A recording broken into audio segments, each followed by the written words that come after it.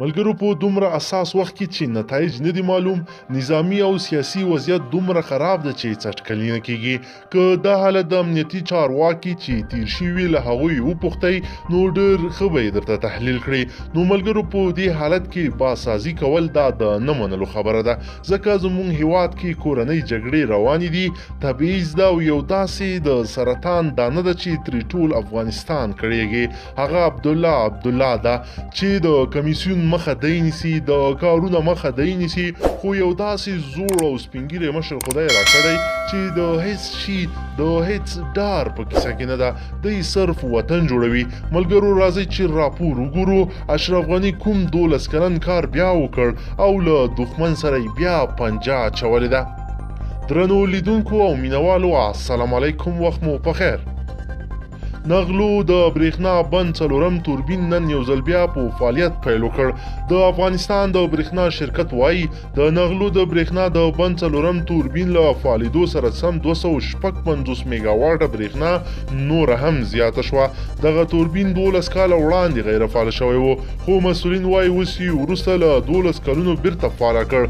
د یا شرکت رئیس امان الله غالب وایي د دې توربین پر فعالېدو په 10,000 کورنۍ له برېښنا برخمنې شي او زیاته کړه چې په پام کې ده چې د دې توربین له فعالېدو وروسته دې ته ورته نورې برېښنا اړوند پروژې هم پر لار واچوي څو په هیواد کې په دې برخه کې شته ستونزو ته رسیدګي وکړي. دی وایي دغه راز دې ته ورته د برېښنا شرکت بل اقدام هم کړی چې ګټور دی.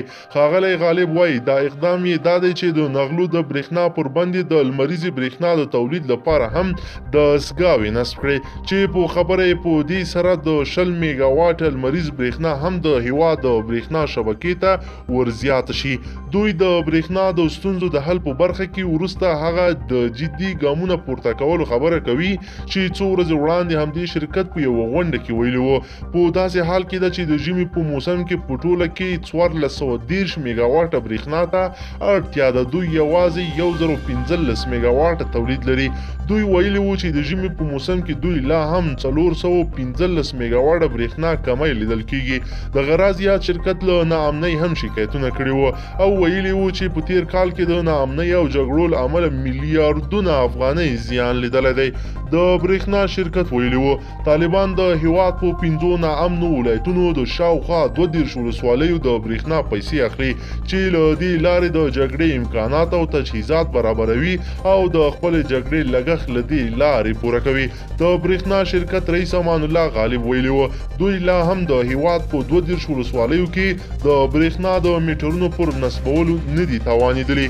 د برېښنا شرکت ویلي وو چې د برېښنا له درکه یو شمېر زورواکي او دولتي ادارې هم قرضداره دي او په خبره کې که دوی خپل پورونه د کال تر پای ادا نه کړي ښایي دوی له ډیرو نورو مالي ستونزو سره هم مخ شي. د برېښنا شرکت قرضدارانو ته هم خبرداری ورکړی چې که خپل پورونه ادا نه کړي نو دوی به عدلي او قضایي ارګانونو ته ورمعرفي کړي.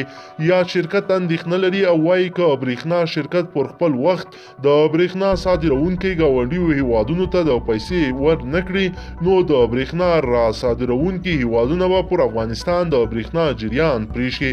د معلوماتو له مخې اوس مهال افغانستان 80 سلنه برېښنا له ګاونډیو هیوادونو راخلي او سره له دې هم د اوړي او ژمي په موسمونو کې د برېښنا له کمښت سره مخ وي. درنو لیدونکو که چیرې غواړئ چې له ورته تازه مهم او سیاسي خبرونو څخه ځان خبر کړئ نو زموږ چینل در سره سبسکرایب کړئ او ویډیو لایک کړئ ترڅو زموږ هر نوی ویډیو تر تاسو در ورسیږي.